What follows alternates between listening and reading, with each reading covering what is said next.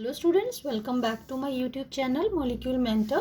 So in this video we will discuss about the characteristics of zero order reaction. So अभी previous video में हमने study किया कि how to you can say how to calculate the integrated rate equation और how to drive the integrated rate equation, ठीक है, for zero order reaction. अब उसी से related कि zero order reaction की जो क्या characteristic properties हैं और उसके इंटीग्रेटेड रेट इक्वेशन से हम क्या इन्फॉर्मेशन जो है वो विथड्रॉ कर सकते हैं, ठीक है.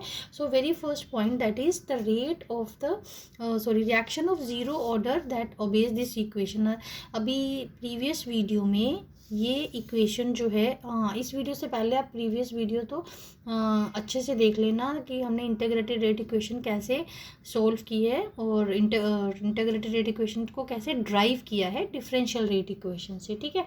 सो ये इक्वेशन जो है ये हमारे पास है concentration of R that is equal to minus K T plus concentration और you can say the initial concentration of the reactant. So ये इक्वेशन हमने मैं आपको एक बार दिखा भी देती हूँ. जो प्रीवियस वीडियो में हमने ये इक्वेशन जो है वो ड्राइव की है कि हमने कैसे कैलकुलेट किया है इस इक्वेशन को, इंटीग्रेट कांस्टेंट की वैल्यू को. ये देखो, ये मैं प्रीवियस वीडियो की शीट आपको दिखा रही हूँ. ये देखिए हमारे पास ये इक्वेशन है, ठीक है. हमने इसी इक्वेशन को, वो कोई नई इक्वेशन नहीं है, इसी इक्वेशन को हमने रीराइट किया है, ठीक है. सो अब अपने टॉपिक पे आ जाते हैं दोबारा से. देखो, इसी इक्वेशन को हमने रीराइट किया है. वो इक्वेशन आपको प्रीवियस वीडियो में आप देख लेना वो कैसे ड्राइव हुई है, वो मैंने अच्छे से करा दिया है आपको, ठीक है.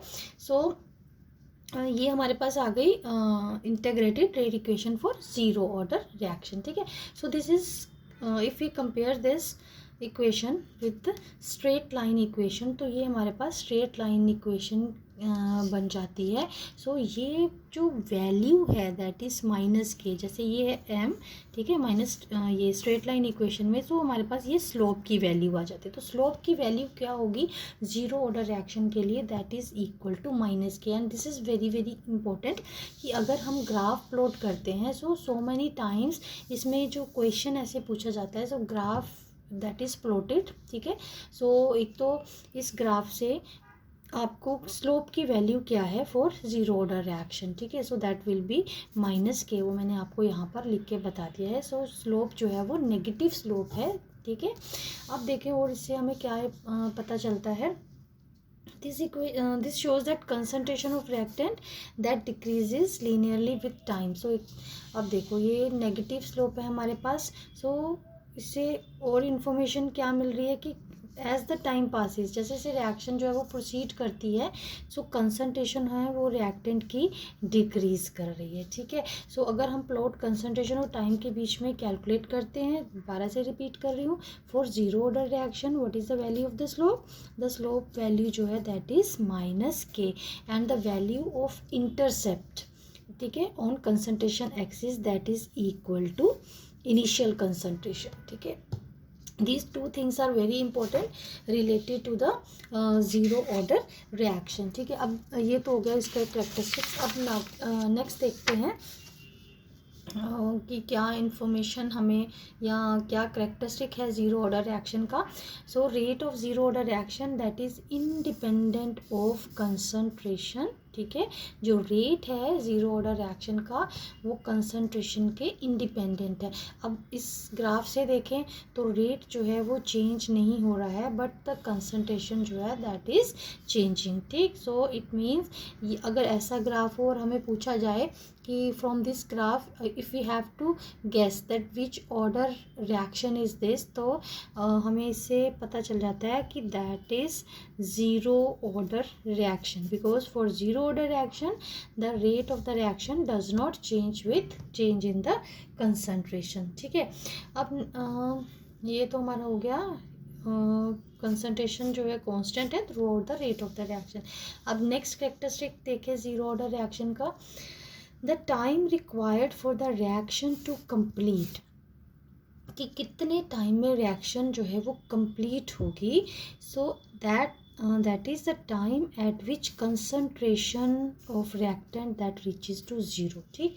अब देखो जो टाइम है, अगर पूरा टाइम रिएक्शन का कंप्लीट हो जाए कि रिएक्शन जो कंप्लीट हो गई, so this is the time of completion of the reaction.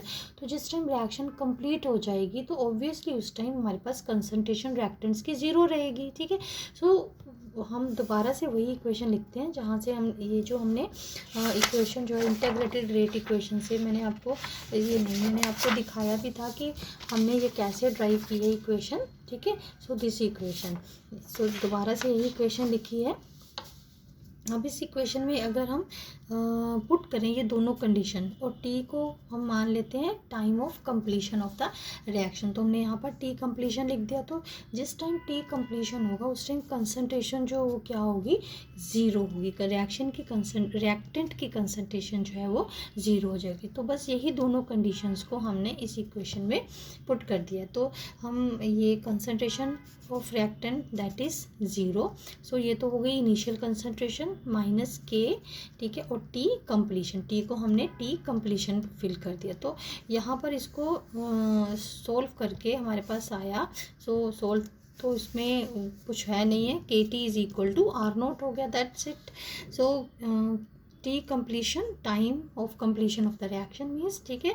सो अगर हमें time of completion of reaction निकालना हो for any of the reaction, ठीक है, for that we need to know its initial concentration, ठीक है, जहाँ से जितनी कंसंट्रेशन से रिएक्टेंट्स ने रिएक्शन स्टार्ट हुई, ठीक है। So this is the initial concentration and the rate constant for that reaction. Suppose this is the T completion for the zero order reaction and it is equal to the initial concentration upon K और rate constant, ठीक है। So this is also again very very important formula that how to calculate the time of completion of the reaction for zero order reaction. So इसको भी आप अच्छे से note कर लेना। So for numerical purposes this is the important formula.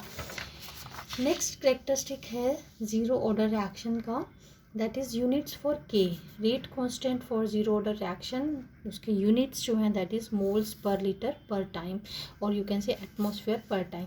ये मैंने आपको बहुत अच्छे से जब हमने यूनिट्स ऑफ के कैलकुलेट करना सीखा था, आप इस मेरे प्रीवियस वीडियो में, इस चैप्टर की प्रीवियस वीडियो में जाकर के देख सकते हो, ठीक है। आपको units of rate constant, that how to calculate the units of rate constant for different order reactions, ठीक है। सो आपको अच्छे से मिल जाएगा, बहुत डिटेल में मैंने आपको करवाया है और उसका लिंक भी मैं आपको इसके डिस्क्रिप्शन बॉक्स में दे दूँगी। सो अगर ये एटमॉस्फेयर है, अगर हमारे पास रिएक्टेंट्स या प्रोडक्ट्स यू कैन से वो गैशियस फॉर्म में है, तो ये हमारे पास हम एटमॉस्फेयर लेते हैं, तो अगर कंसंट्रेशन फॉर्म में है तो मोल्स पर लीटर आ जाता है, ठीक है।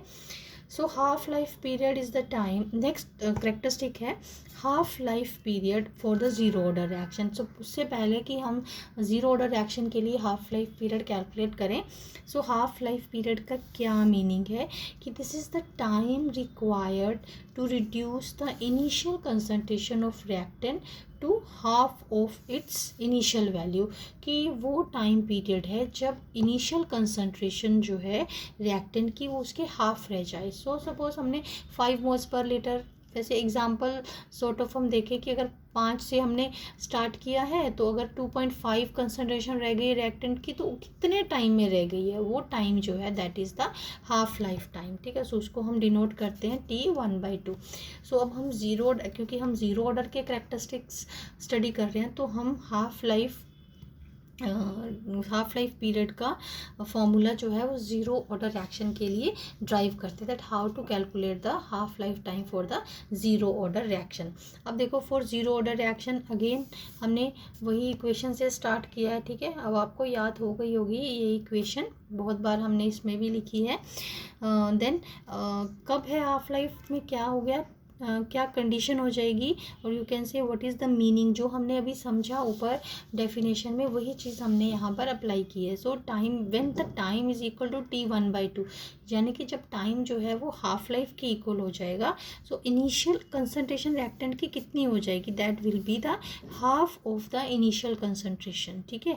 सो उस टाइम कंसंट्रेशन जो है वो इनिशियल कंसंट्रेशन के हाफ रह जाएगी। सो बस यही दोनों जो वैल्यूज़ हैं हमने इस इक्वेशन में पुट कर दे, it's very simple. So R को R0/2 कर दिया, और ये यहाँ तो हमारा R0 था ही, दैट इज़ -k, और t की जगह हमने T1/2 कर दिया। So that is we are able to know that is for the this half life time for zero order reaction. So 1/2 जो है वो हाफ लाइफ टाइम को डिनोट करता है। ठीक, अब इसको हम इक्वेशन को रीराइट करते हैं, तो हमारे पास आ गया ये पूरा फैक्टर हम इधर ले गए, तो R0 - R0/2। सो ये इधर आ गया फैक्टर।